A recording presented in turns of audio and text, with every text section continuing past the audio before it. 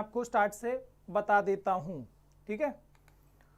So yes, I was talking about this कि हम 10th की बायोलॉजी 9th की कंपैरिजन में इजी है। क्या रीजन है सर? पहली बात ये कि सर हमको सिर्फ और सिर्फ प्लांट्स और ह्यूमंस के हिसाब से बात करनी है, सिर्फ प्लांट्स और ह्यूमंस के हिसाब से बात करनी है, बहुत आसान हो जाता है। एक आध कहीं पे अमीबा छोटा छोटा चीज आ जाएगा, अदरवाइज हमको और दूसरा बात एक्स्ट्रा करना नहीं, डिटेल में हमको प्लांट्स और ह्यूमंस का बात करना है, ठीक है। अच्छा, क्या होता है लाइफ प्रोसेस सर? मैंने अभी बताया, लाइफ प्रोसेस मतलब वो सारे प्रोसेस जो हमारी बॉडी में होते हैं और जो हमको जिंदा रखने के लिए बहुत जरूरी है। All those process taking place in our body and that are essential for our survival. यानी अगर ये सब चीजें हमारी बॉडी में ना हो तो भाई हम जिंदा कैसे रहेंगे? प्लांट्स के अंदर भी कई सारे ऐसे प्रोसेस होते हैं जो उनको जिंदा रखते हैं। So all those process are called what? Life process. बहुत सिंपल है, अपने तरीके से लिख सकते हो, all those process which are essential for our survival, ठीक है, which are taking place in our body. वो जरूरी है, मतलब कमाना खाना बाहर की बात नहीं हो रही। All those process which are taking place in our body and which are essential for survival, जो हमारे बॉडी के अंदर हो रहा है, हमारे जिंदा रखने के लिए जरूरी है। All process which are necessary to maintain life in an organism are called life process, जैसे कि nutrition, respiration, circulation, transportation, excretion, कई सारे हैं, ठीक है। तो हम बेसिकली ऐसी प्रोसेस को हम डिस्कस करने वाले हैं। ये दिलों का धड़कना, ये फेफड़ों का फड़कना, ठीक है, तो ऐसी चीजें हम यहाँ पर डिस्कस करने वाले हैं, ठीक है।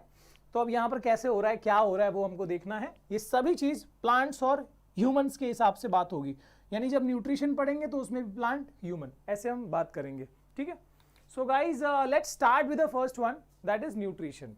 न्यूट्रिशन मैं बता रहा हूँ मेंटी का कैसे करना है। मैंने जो लोग अभी ज्वाइन किए हैं मैं उनको बता दूं कि मेंटी होने वाला है, डोंट वरी। कैसे होगा? टोटल 16 क्वेश्चन है, 4 लाइफ प्रोसेस है हमारे पास, तो इसके 4, इसके 4, इसके 4, इसके 4, ठीक है। जैसे ही न्यूट्रिशन एक्सप्लेन करके होगा तो 4 क्वेश्चन मैं मेंटी का या क्विज का मैं आपको देने वाला हूं न्यूट्रिशन के बाद, फिर अगले 4 आएंगे रेस्पिरेशन के बाद एंड सो ऑन, ठीक है। सो यस, न्यूट्रिशन क्या है sir? The mode of intake of food. हम जो खाना खाते हैं, जिस तरीके से भी खाते हैं, ठीक है, जिससे हमको न्यूट्रिएंट मिलते हैं, ठीक है, so that process is called nutrition. अच्छा, जो फूड है उसके अंदर न्यूट्रिएंट्स हैं, ओके। न्यूट्रिएंट भी कई सारे होते हैं, carbohydrate, protein, fat, vitamin, mineral, बताया मैंने। अब कार्बोहाइड्रेट, प्रोटीन और फैट बाकियों से अलग कैसे हैं? बिकॉज ये हमको एनर्जी प्रोवाइड करने वाले न्यूट्रिएंट्स हैं। विटामिन, मिनरल ऐसा नहीं कि बॉडी के लिए जरूरी नहीं है, they are very essential. In fact vitamin मतलब vital amines, very important chemicals. अगर ना हो तो पंगा हो जाएगा, अगर हमारी बॉडी में ना हो तो दिक्कत हो जाएगी, okay. So they are buffering हो रही है, आर यू श्योर? एक मिनट यार,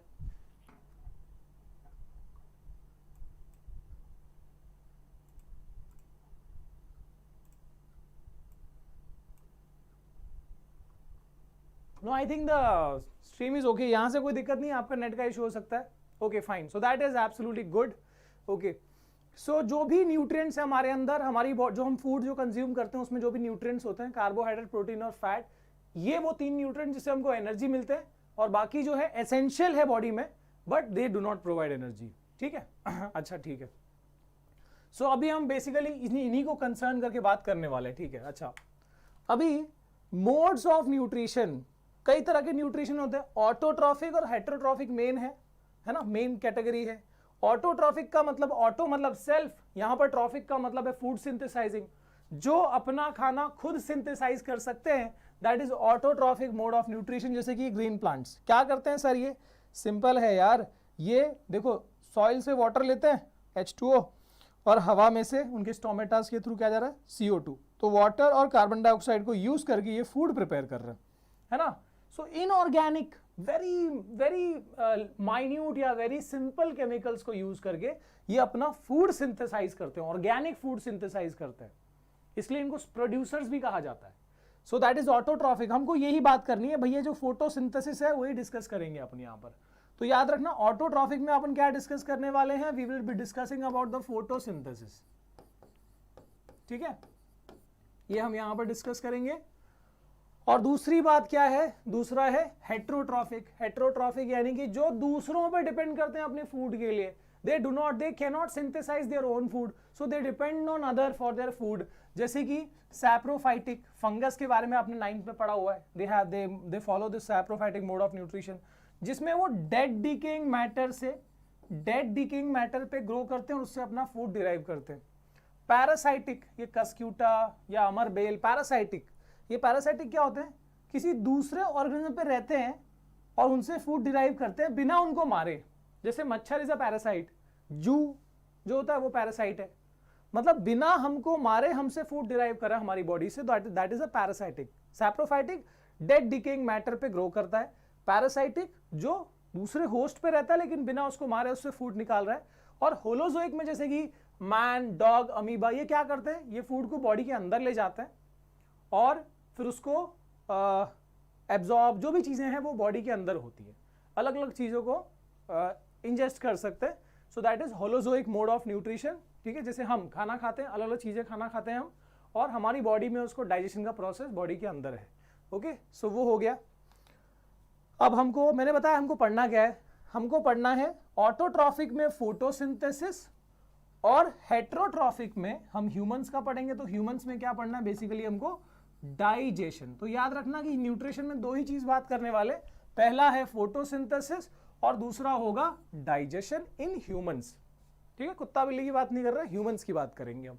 आगे बढ़ते हैं बच्चों। ओके, सो पहला ऑटोट्रॉफिक यानी कि फोटोसिंथेसिस यहां पर पढ़ा जाएगा। Photosynthesis in case of green plants, obviously they take place in green plants. तो आप चाहो तो स्क्रीनशॉट ले सकते हो, चीजों को देखते रहो। ओके, सो फोटोसिंथेसिस, फोटो का मतलब होता है लाइट। ठीक है, थोड़ा लंबा जा सकता है लेक्चर, सो जस्ट ध्यान देते जाओ, चीजें यहीं पर क्लियर कर लेंगे। सिंथेसिस का मतलब है यहां पर, वैसे सिंथेसिस का मतलब प्रिपेयर होता है, वैसे यहां पर वो है फूड का प्रिपरेशन या फूड का प्रोडक्शन।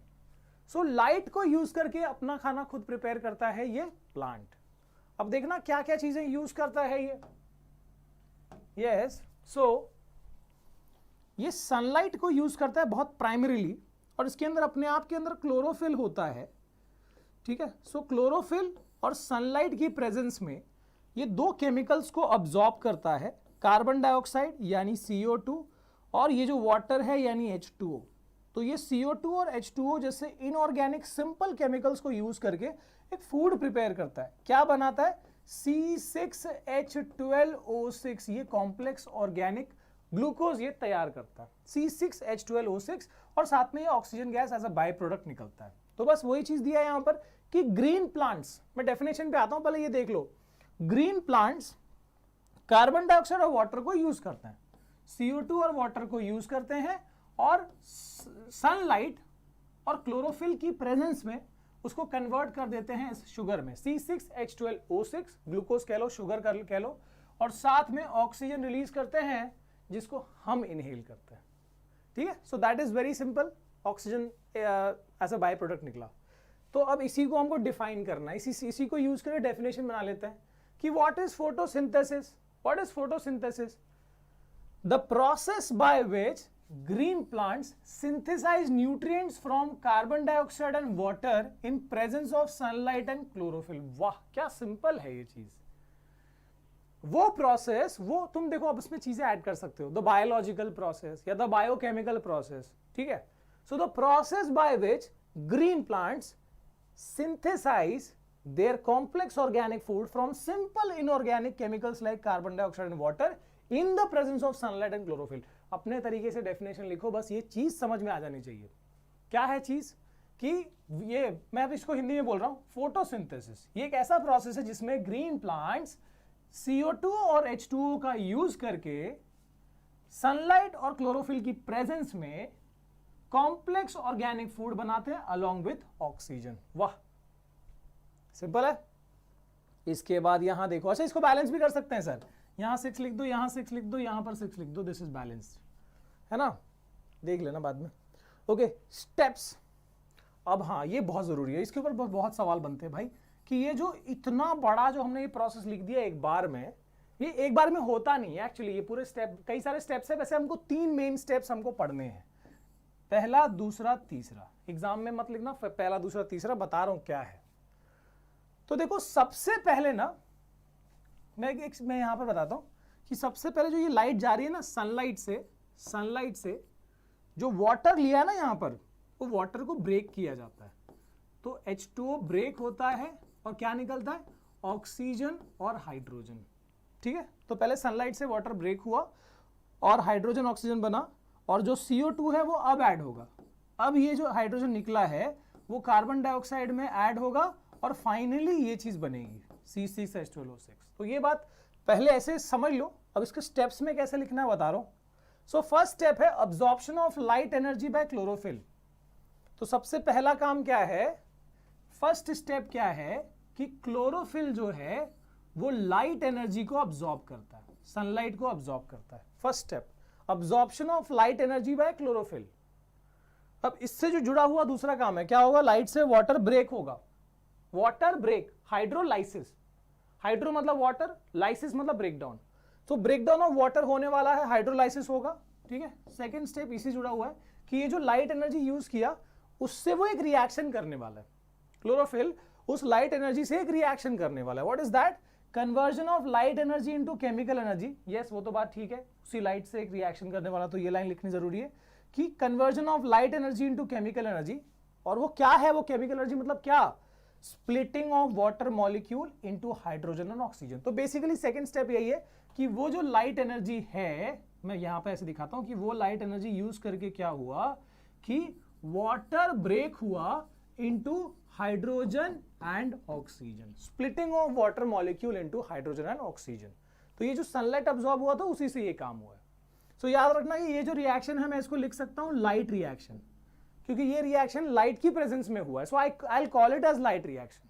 ठीक है, अच्छा इसके बाद थर्ड स्टेप क्या है, third step is reduction of carbon dioxide to carbohydrate. ये क्या बात है सर, रिडक्शन कहां से आ गया, पहला चैप्टर अगर आपने पढ़ा है केमिस्ट्री का फर्स्ट चैप्टर, उसमें बताया गया रिडक्शन मतलब रिमूवल ऑफ ऑक्सीजन, सही है ना, रिडक्शन का मतलब है रिमूवल ऑफ ऑक्सीजन या फिर एडिशन ऑफ हाइड्रोजन।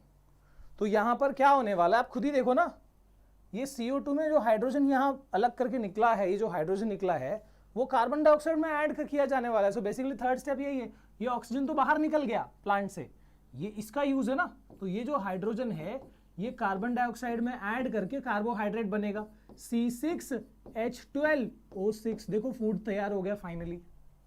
तो ये थर्ड स्टेप को मैं क्या कहूंगा कि मैंने कार्बोहाइड्रेट को क्या किया, हाइड्रोजन ऐड किया, and addition of hydrogen is called reduction.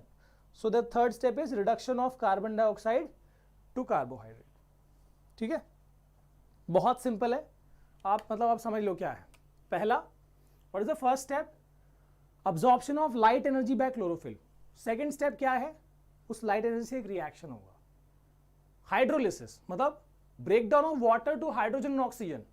और थर्ड स्टेप में जो उसमें हाइड्रो ऑक्सीजन तो हट गया, जो हाइड्रोजन है वो कार्बन में ऐड होगा, यानी reduction of carbon dioxide to finally form that carbohydrate.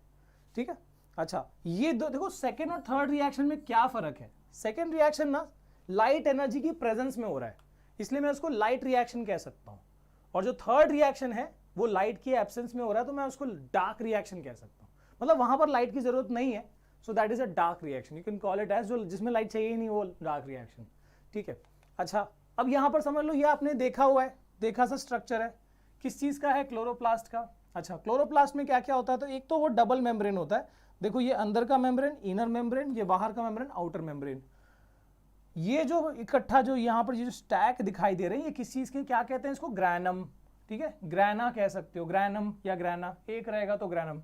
ठीक है, अब ये कई सारे ग्रैना जो है ये आपस में जुड़े हैं, इस कनेक्शन को थैलेकॉइड बोलते हैं, सो दिस इज थैलेकॉइड। और ये जो अंदर जो जैसे सेल के अंदर प्लाज्मा होता है, वैसे इसके अंदर जो इसका प्लाज्मा है, जो मीडियम है, इसको क्या बोलते हैं, दैट इज स्ट्रोमा। तो याद रखना इसमें दो ही चीज होती है, ग्रैना और स्ट्रोमा। ना थोड़ा सा एक्स्ट्रा बता रहा हूँ, ये किताबों में इतना डिटेल नहीं है।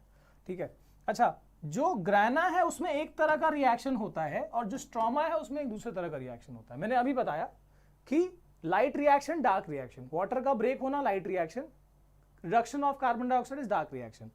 देखो ग्रैना के अंदर होता है लाइट रिएक्शन, मतलब हाइड्रोलिसिस यहीं पर होता होगा, वाटर का ब्रेक होना, और यहां पर होता है डार्क रिएक्शन। ठीक है गाइस, ओके आगे देखते हैं, आगे बढ़ते हैं। यस, अब आ गया अपने पास, अब आ गया। अब यहां पर एक बार बता दो सब चीजें ओके है, कोई दिक्कत नहीं है? Is everything okay? समझ में आ रहा है? क्लियर है कि क्रिस्टल क्लियर? जल्दी बताना तो उसके बाद आगे बढ़ता हूं. इज इट क्लियर और इट इज क्रिस्टल क्लियर? बस इसके बाद मेंटी आएगा, डोंट वरी गाइस. सही है, सब बढ़िया है. ऑडियो प्रॉब्लम इस एंड से नहीं है बेटा, मतलब आपके एंड से हो सकता है. यस, क्रिस्टल क्लियर, बस सही है, बस यही सुनना था भाई. और देखो, कोई भी लाइव होगा उसके लिए मैं एक चीज बता देता हूं. जब लाइव सेशन अनाउंस हुआ है तो आप पहले थोड़ा सा उसको प्रिपेयर कर लो उस चैप्टर को. भले अगर आपको 1 घंटा भी टाइम मिल रहा है, थोड़ा देख लो घुमा फिरा के, या रिकॉर्डेड सेशन देख लो, दैट विल बी बेस्ट. ठीक है, ओके. चलो आगे बढ़ते हैं, आगे बढ़ते हैं. अब यहां पर ये चैप्टर बड़ा है. देखो ये चैप्टर इतना बड़ा है कि हम एक बार में जितने हम समय में करेंगे, 1-1.5 घंटा जो भी टाइम लगेगा, इतना छोटा चैप्टर नहीं है. तो अभी से थोड़ा फास्ट जाऊंगा इसके अंदर में. ओके, चलो आगे देखते हैं. पहले हमने न्यूट्रिशन के अंदर कौन सा कर लिया? ऑटोट्रॉफिक कर लिया. अब हेट्रोट्रॉफिक पढ़ेंगे. हेट्रोट्रॉफिक में मैंने बताया हमको सीधे डाइजेशन ऑफ ह्यूमंस की बात करनी है. तो ह्यूमन का डाइजेस्टिव सिस्टम देख सकते हो, ये अपना एलिमेंट्री कैनल कह लो या डाइजेस्टिव सिस्टम कह लो, क्या क्या पार्ट्स हैं वो देख लो. तो इसके अंदर है ये माउथ, जिसको कहते हैं बक्कल कैविटी. अच्छा, इसी के अंदर टंग या टीथ सब सिस्टम यहीं पर लगा हुआ है. ठीक है. अच्छा, माउथ से आगे फूड कहां पर जाता है? Food pipe. This is food pipe. Food pipe यानी क्या? ईसोफेगस. ठीक है. अच्छा, फूड उसके बाद जाता है स्टमक में. स्टमक से जाता है स्मॉल इंटेस्टाइन में. ये जो यहां पर बना हुआ ना कॉइल्ड पूरा, ये स्मॉल इंटेस्टाइन है. और स्मॉल इंटेस्टाइन से फाइनली जाता है ये वाले सिस्टम में. This is large intestine. ठीक है. और लार्ज इंटेस्टाइन के बाद अब लगभग वो वेस्ट हो जाता है, तो वेस्ट यहां से एनस के थ्रू एक्सपेल कर दिया जाता है. पहली बात तो ये समझ लो कि हम जो खाना खाते हैं उस प्रोसेस को इंजेशन कहते हैं. Ingestion. So intake of food in the mouth is called ingestion. और जब वो प्रोसेस हो रहा है ना पूरा, यहां पर मैं उसको नाम देता हूं डाइजेशन. Ingestion, digestion. और जो यहां से वेस्ट निकलता है ना पूरा, दैट इज इजेशन. एक्सपेल हो रहा है, उसको egestion. In di e. Ingestion, digestion, egestion. Okay. So अब यहां पर हम देखते हैं क्या क्या चीजें होती है और बेसिकली डाइजेशन में हम अचीव क्या करते हैं. तो ये बात समझना कि मैंने बताया हमारे फूड में क्या क्या है. कार्बोहाइड्रेट है. एक मिनट, फाइन. सो हमारे फूड में कार्बोहाइड्रेट है, हमारे फूड में प्रोटीन है और फैट है. मतलब जिसको हमको जो एनर्जी देने वाले वो 3 है: कार्बोहाइड्रेट, प्रोटीन और फैट. बताया मैंने. अब ये कार्बोहाइड्रेट जो है, ये प्रोटीन जो है, ये फैट जो है, ये कॉम्प्लेक्स मॉलिक्यूल है. मतलब सेल के पास सीधे नहीं भेजा जा सकता, सीधे एनर्जी नहीं निकल सकता इससे. तो पहले इसको सिंप्लीफाई करना है. कार्बोहाइड्रेट को सिंप्लीफाई किया जाएगा किसमें? ग्लूकोज में. प्रोटीन को सिंप्लीफाई किया जाएगा अमीनो एसिड या अमाइनो एसिड में. और फैट को सिंप्लीफाई किया जाएगा into fatty acid and glycerol.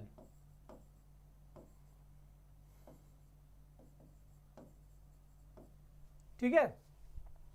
सो मतलब डाइजेशन में बेसिकली यही होने वाला है. डाइजेशन का मतलब फूड से एनर्जी निकालना नहीं है, वो रेस्पिरेशन में होता है वो आगे का. ठीक है. तो यानी कि हम बात कर रहे हैं किसकी? हम बात कर रहे हैं डाइजेशन प्रोसेस की. तो डाइजेशन प्रोसेस में क्या होने वाला है? इसमें बस एक ही बात याद रखना, इसमें होने वाला है सिंप्लीफिकेशन.